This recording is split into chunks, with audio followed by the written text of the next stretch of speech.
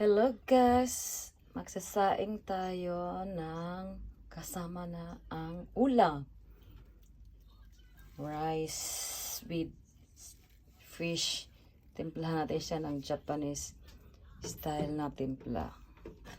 Una, lagyan natin siya. Hinugasan ko na yung bigas at yung isda. Anong klaseng isda? Nakalimutan ko yung pangalan. Thai na isda.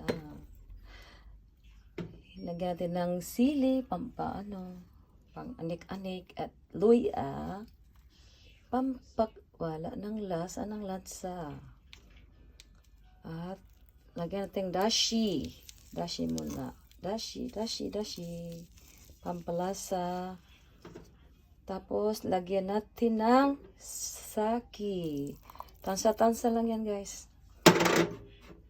And mirin. Shoyu or toyo. Ayan, toyo. Tapos, lagyan natin ng tubig na kung ilang takos yung bigas, yun din yung tubig. Tapos, isasaing na lang natin siya, guys. Isasaing natin yan sa malakas ang apoy. Tapos, pag kumulo, yan, dandahang apoy. Takpan natin siya ng makapal na takip.